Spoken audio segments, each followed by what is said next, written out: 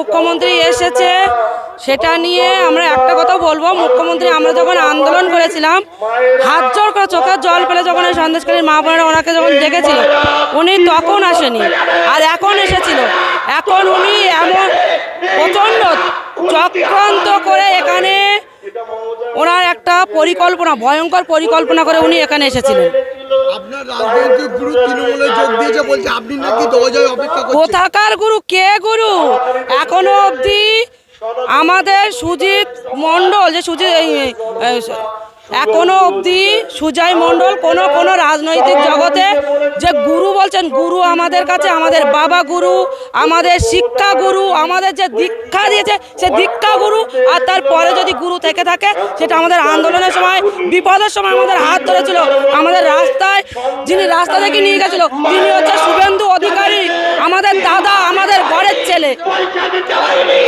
তৃণমূল রেখাপাত্রের জন্য অপেক্ষা করলে তৃণমূলকে রেখাপাত্র ধিক্কার জানায়। এইরকম নোংরা রাজনৈতিক দলে রেখাপাত্র জীবন দেবে কিন্তু তৃণমূলে জয়েন দেবে না।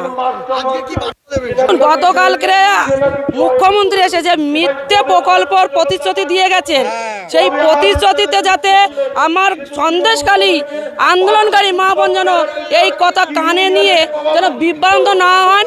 যেখানে ওনারা আছে আন্দোলনে আছেন এবং আমরা আন্দোলনে দেখে এই আন্দোলন আমরা আগামী দিন অবধি চালিয়ে যাব, যতক্ষণ সন্দেশকালীর আন্দোলনে আমরা করে আজকের শান্তি ফিরিয়ে নিয়ে এসেছিলাম। আর সেই শান্তির রাস্তায় আমরা এখনো আছি।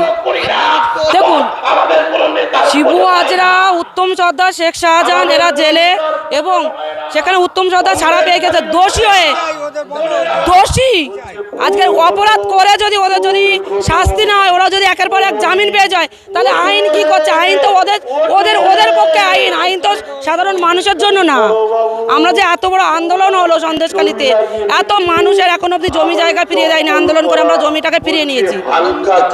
এখন এখানে তৃণমূল কংগ্রেস হচ্ছে প্রচণ্ড একটা ধরন্তর একটা দল।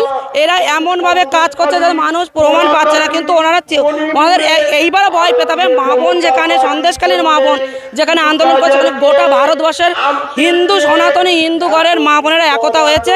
এইবার অবশ্যই এদের শাস্তি হবে এবং প্রমাণ সম্বন্ধে এনাদের অবশ্যই আইন দেখুন একে একে ছাড় পাচ্ছে। এটা এখন বর্তমানে তৃণমূল কংগ্রেস ক্ষমতায় আছে, মুখ্যমন্ত্রী প্ল্যানিং করে যে বললাম না, এরা যে পরিকল্পনা করে ওনাদেরকে ছাড়াচ্ছে, কিন্তু বেশি দিনের জন্য এটা চলবে না।